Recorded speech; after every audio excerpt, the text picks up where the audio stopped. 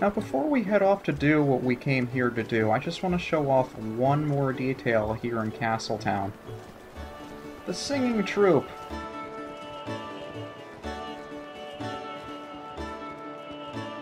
Just minor details like this in games that really add to the atmosphere I love. But we are here to do what we came here to do, so I say we do it.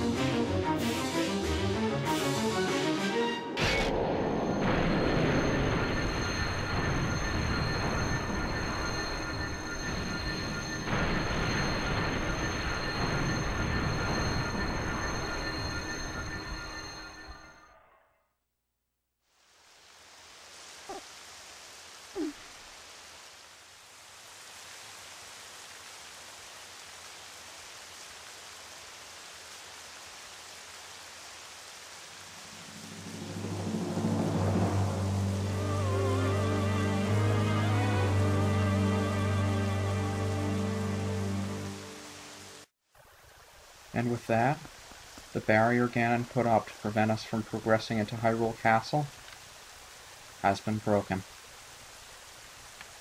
Hello guys, this is UniversalGiant, and now that we have everything else taken care of, it's finally time to enter Hyrule Castle. With the Zant destroyed by Midna's now newly awakened fused shadows, using the power of her ancient people, we're able to get in here. Now you may remember this was sealed off after Zelda passed all of her life force onto Midna so she could freely walk through the light, and you're going to bother me if I don't kill you now. As are you. These guys like to be jerks. They keep showing up in places I don't want them to. And they'll even stop you in the cutscenes around here. How many of them are there? For goodness sake, I'm trying to kill you. Would you not die? But just like the Temple of Time, the one door that we're gunning for is right smack dab in front of us. The only problem is, we don't have the key to get in. Now there are actually two keys, one to the east and one to the west. I'm going to be getting both of them, but I'm going to be taking the one to the west first. And I have to... Why do you sheath your sword whenever you enter a fight? And do you guys not understand the fact that if you get close to me, I will kill you? Too little, too late. They love throwing mobs of enemies at you here, which is why I recommend you stay as long as possible with full health, because that allows you to make use of the Great Spin.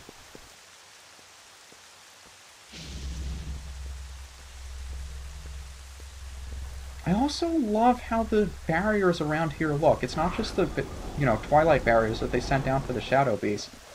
This is actually an entirely new graphic, and I think it looks fantastic. I also like to keep a wide angle so I can see anybody coming at me from behind. They usually don't do that, at least not until later on, but I'm pretty sure, yeah, there they are. They're not always going to come from straight in front of you. Are you guys going to come towards me, or do I have to wait for you? But yeah, if you have the Great Spin and picked up all of the other hidden skills along the way, it makes this area fairly easy, fairly straightforward. And they have you go through a lot of old mechanics that we haven't seen in a while, like pulling on the chain to open up the gate here. But the outside area, at least the west side, is relatively straightforward. I also love the fact there isn't any background music. It really adds to the atmosphere. And of course, since we could have gone to the east, this is an entirely optional battle. King Baldwin, and you can see the key shining on his waist. I have come to play.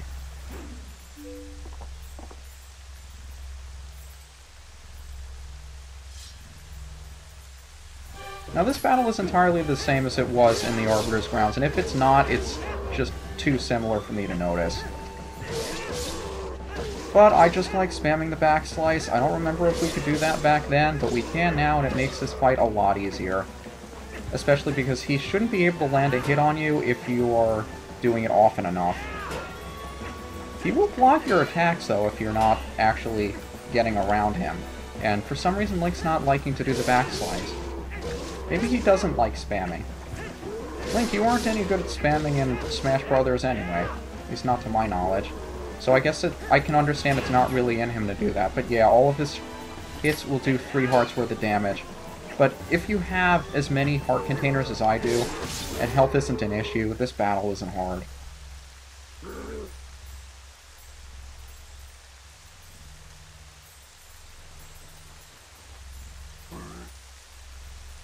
Enough.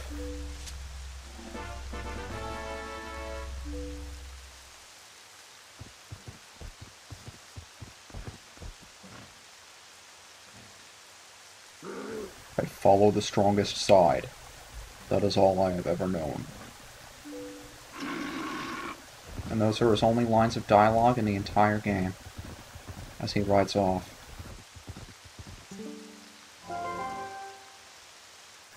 Giant! He spoke. For those of you that don't remember, King Baldwin was the one who stole the kids and caused Ilia to come down with amnesia at the very beginning of the game. He was the one that came charging through the gate, and as Link chased after him, he came to discover that the entire Faron Woods had been enveloped in twilight. And that's how this entire adventure started. I like how they bring it full circle here, where you actually get to face down King Baldwin again. The guy who... He didn't really start all of this, because, I mean, we find out later that he's just serving the strongest side, like he said. But I just like how they do that. They don't just leave him... I mean, every time we fought him, he's either come back to life or run away. I mean, we've thrown him off a bridge twice, and he's still here. But I like how they bring a conclusion to that, if you will. And I'd still like to get one more heart back so I can do the great spin again. I know there are crates on the other side of this, but I'd still like to... No? Okay. Like I said, the west side, pretty straightforward. The east side is going to be a little bit more tricky. But since we already have the small key we need to get in the front door, we don't have to do this anymore. We can just head straight in there. There is one other locked door in this area. Another Kargarok's going to be annoying if I leave them here again. I'm hoping they won't, because I don't want to deal with them if I don't have to. Yep, there's one right behind me. See, that's what I mean about them sneaking up on you. They just like to do that, where all they do is a quarter heart's worth of damage, but that's still enough to prevent you from doing the great spin, and that really ticks me off. I mean, I kind of wish you could do it with anything above 19 hearts, or as long as you had more than, or less than one heart container empty, you could still do it. I don't know. I mean, this area is easy enough as it is, even though they throw so many enemies at you at once. It's just... I don't know. I don't like being minorly inconvenienced.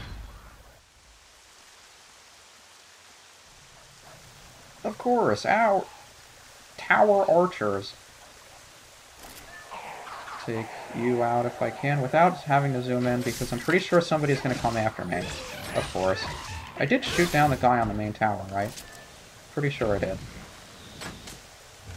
You're dead, and you're dead. Don't worry, there are more tower archers, but we shouldn't have to deal with them at least as much.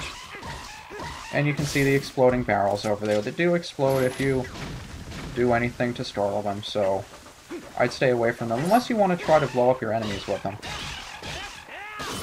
But here I like to do slow combos, at least on one of them, so I don't have to stun them both to the ground and wait for them to get up.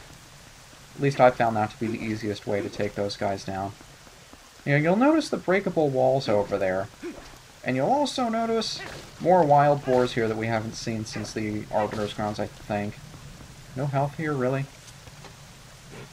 And I'm pretty sure you can see where this is going. Now, another way you can take down the archers is if you run into the tower with the boar. Which you may or may not prefer to do. I mean, you can rush through this section and... Can I get on this guy? Oh, you're down. Okay, fair enough. But like I was saying, you can also run into the towers with the boar if it's got an archer above it. And that will also knock them down. If you can control the boar well enough that you can actually do that.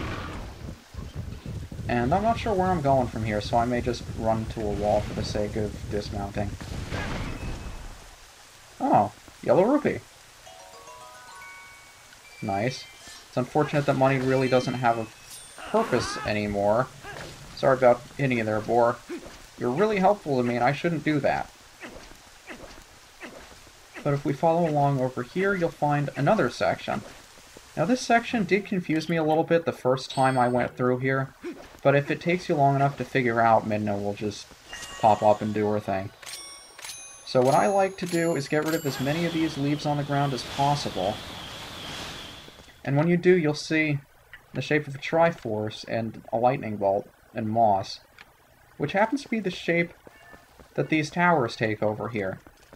And just like the Forest Temple, follow the pattern in the ground, target each of the propellers one by one, and when you do, it should open the gate over here. Gate. Gate. Okay, Midna, I'll bite. I am, but we're not going to go there until later. Be quiet, Midna. Because I'm more interested in getting to... Is that going to reach the propeller? Okay. But I like how they brought back all of these puzzles that we haven't seen any of since the very beginning of the game. I mean, when was the last time you saw a propeller puzzle like this? I think it was to get the boss key in the Forest Temple. And since then, we haven't seen it at all. I really like when they do that. Because you think we haven't had to use the Gale Boomerang for anything since then, really. Maybe a couple of heart pieces here and there, but nothing much. Dungeon map, of course. And I suppose we should listen to Midna. Now, I didn't find this the first time I was playing through the game. I guess I didn't listen to Midna.